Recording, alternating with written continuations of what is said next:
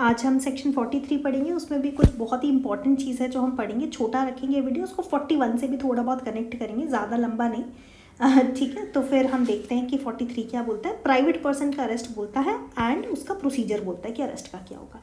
देखो, कोई भी, आप, मैं या कोई भी नॉर्मल प्राइवेट पर्सन भी अरेस्ट कर सकता है अगर जो पर्सन है जिसको आप अरेस्ट कर रहे हो वो प्रोक्लेम्ड ऑफेंडर है, या तो आपकी प्रेजेंस में उसने कोई कॉग्निजेबल या नॉन बेलेबल ऑफेंस किया है ना। तो ये दो चीज़ें इंपॉर्टेंट है कि या तो आपको लगना चाहिए कि he has committed non bailable and cognizable offence, या तो वो प्रोक्लेम्ड ऑफेंडर। ये दो चीज़ें हैं। जैसे ही आपको पता चलता है आप उसको अरेस्ट करोगे और तुरंत पुलिस वाले के पास लेकर जाओगे। अगर पुलिस वाले को लगता है कि भाई इसने तो 41 की कंडीशंस फुलफिल कर दी, मतलब उसने कोई कॉग्निजेबल ऑफेंस कर दिया है कमिट, तो वो उसको तुरंत रीअरेस्ट कर लेगा, है ना। या तो उसने नॉन कॉग्निजेबल ऑफेंस किया है बट बंदा 42 के अंडर अपनी इन्फॉर्मेशन ही नहीं दे रहा, तो रीअरेस्ट कर सकते हैं। पर अगर उसको लगता है कि नहीं यार इसने तो कुछ नहीं किया, तो उसको तुरंत के तुरंत रिलीज कर देंगे। हो सकता है कि जिसको आपने अरेस्ट किया वो तो बेचारा सेल्फ डिफेंस में भाग रहा हो पीछे, है ना, पर आपको लगा कि इसने कोई नॉन बेलेबल या कॉग्निजेबल ऑफेंस किया, आप उसको अरेस्ट करके ले आए।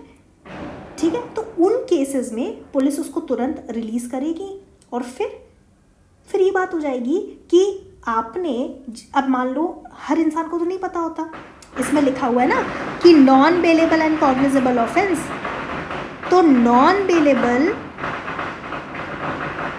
ये दिवाली की वजह से थोड़ा साउंड है, नॉन बेलेबल और कॉग्निजेबल ऑफेंस एक नॉर्मल इंडिविजुअल को कैसे पता चलेगा, आपको और मुझे कैसे पता चलेगा कि कोई ऑफेंस है, नॉन बेलेबल है या कॉग्निजेबल है।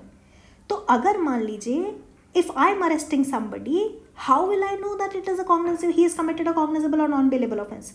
क्या मेरा अरेस्ट इलीगल नहीं हो जाएगा? क्या मेरे अगेंस्ट वो रॉन्गफुल रिस्ट्रेंट का केस नहीं कर सकता बंदा जिसको मैंने अरेस्ट किया है? So the answer is no. Why? Because under section 79 of IPC मुझे मिस्टेक ऑफ फैक्ट का डिफेंस मिल जाएगा। क्यों? क्योंकि मुझे ऐसा लगा कि जो भी मैंने एक्ट किया है I am justified doing that, क्योंकि मुझे सेक्शन 43 वो जस्टिफिकेशन देता है। ठीक है, तो ये बहुत इंपॉर्टेंट है।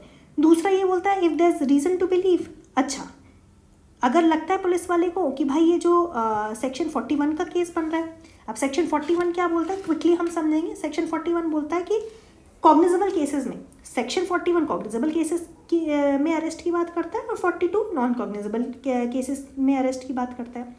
41 में दो बातें हो जाएंगी, बड़े ध्यान से समझो। 41 बोलता है कि या तो बंदे ने कॉग्निजेबल ऑफेंस किया तब अरेस्ट हो सकता है। कॉग्निजेबल ऑफेंस अगर उस अक्यूज्ड ने पुलिस ऑफिसर की प्रेजेंस में किया है तो वो तुरंत अरेस्ट किया जा सकता है। ठीक है, उसको फिर ये देखने की ज़रूरत नहीं है कि भाई उसने 7 साल से कम का किया है या ज़्यादा का किया है। अरेस्ट विदाउट वारंट के बिल्कुल हो सकता है। अगर पुलिस ऑफिसर की प्रेजेंस में नहीं बट एब्सेंस में किया है तो दो बातें देखनी पड़ेंगी, है ना। 7 साल से कम, 7 साल या 7 साल से कम का ऑफेंस है या 7 साल से ज़्यादा का ऑफेंस है ना। तो ऑब्वियसली एब्सेंस में किया तो उसको कहाँ से सपना तो आएगा नहीं। जो भी रीजनेबल इन्फॉर्मेशन रिसीव हुई होगी या क्रेडिबल इन्फॉर्मेशन हुई होगी उसी के बेसिस पे वो अरेस्ट करेगा। तो 7 साल या 7 साल से कम का ऑफेंस है तो पुलिस ऑफिसर को अपने आप को सेटिस्फाई करना पड़ेगा कि भाई there are compelling reasons for me to arrest him. वो कौन सी कंडीशन है? वो सेक्शन 41 में ही दी हुई है कि भाई कोई फर्दर ऑफेंस नहीं करेगा या फर्दर ऑफेंस कर सकता है, या मुझे प्रॉपर इन्वेस्टिगेशन या इंटरोगेशन के लिए चाहिए, या एविडेंस टैम्पर करेगा मैंने अरेस्ट नहीं किया तो भाग जाएगा, नहीं तो थ्रेट या प्रॉमिस या इंड्यूस करेगा विटनेस को, है ना। और मुझे ऐसा लगता है कि रीजनेबल ग्राउंड है मुझे इसे अरेस्ट करना है, और ये जो रीजनेबल ग्राउंड है ना इसको अपने अरेस्ट मेमो में ये सारी चीज़ें लिखनी पड़ेंगी, ग्राउंड्स लिखने पड़ेंगे। हाँ, बट अगर 7 साल से ज़्यादा का है तो एज सच उसको रीजंस रिकॉर्ड करने की कोई भी ज़रूरत नहीं है। ऑल्दो मतलब ऐसा कोई as a matter of routine आप करोगे नहीं, generally you write reasons, but as such theoretically आपको लिखने की ज़रूरत नहीं है। ठीक है, अब अगर वो प्रोक्लेम्ड ऑफेंडर है या कोई रीजनेबल सस्पिशन है कि भाई इसके पास से स्टोलन प्रॉपर्टी मिली है या कोई उससे रिलेटेड ऑफेंस कर सकता है ना, या पुलिस ऑफिसर को उसकी ड्यूटी करने से रोक रहा है, या क्या कहते हैं डेजर्टर है ना, कोई आर्म्ड फोर्सेस का बंदा है, वो नौकरी छोड़ के आ गया, क्योंकि क्या होता है जनरली आप ऐसे आर्म्ड फोर्सेस छोड़ नहीं सकते बिना परमिशन के, एक पूरा प्रोसीजर होता है ना। प्री मैच्योर रिटायरमेंट आपको लेना तो आपको फॉर्मेलिटीज़ करनी पड़ेगी। आप आर्मी मिलिट्री में भर्ती थे, आप उसके पुलिस में थे और मतलब पुलिस में थे, या फिर आप उसमें उस आर्मी या उसके पार्ट थे मिलिट्री के, और आप छोड़ के आ गए, तो आपको अरेस्ट किया जा सकता है। ठीक है। अब अगर मान लीजिए कि कोई बंदा है जिसने कोई ऑफेंस अब्रॉड में किया, उसको इंडिया में पनिश करना है ना, तो भी अरेस्ट विदाउट वारंट हो सकता है। और ये आपको पढ़ना है सेक्शन 4 IPC 188 CRPC के साथ। तो ये सारी चीज़ें आप 41 में ना एक वर्ड पढ़ोगे रिक्विजिशन।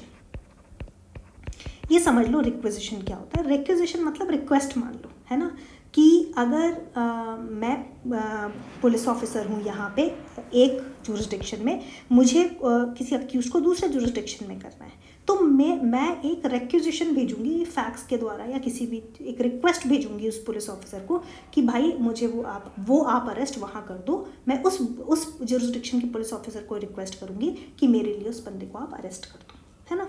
तो ये तो 41 की सिचुएशन हो गई कि अगर ये सिचुएशन लगती तो उसको फिर री अरेस्ट कर लेगा। अभी तो प्राइवेट पर्सन अरेस्ट करके लाया था ना, अब जो पुलिस ऑफिसर है उसको वो री अरेस्ट कर लेगा अगर 41, अगर ये सारी सिचुएशन उनको लगती है कि फुलफिल हो रही है। ठीक है। अब लगता है if there is a reason to believe that he has committed a non cognizable. अभी ये क्या है, 41 टॉक्स अबाउट कॉग्निजेबल ऑफेंस।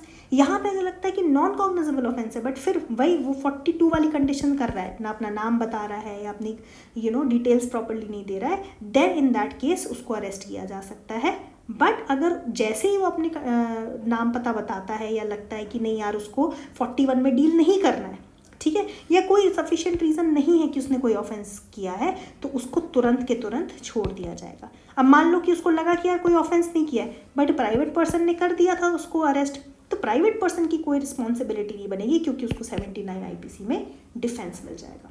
अगर आपको ये वीडियो अच्छा लगा तो जस्ट कमेंट, आपको कौन सा टॉपिक पढ़ना है next, you can let me know, हम वो टॉपिक को डिस्कस कर सकते हैं। And of course hit the bell icon so that you never miss an update.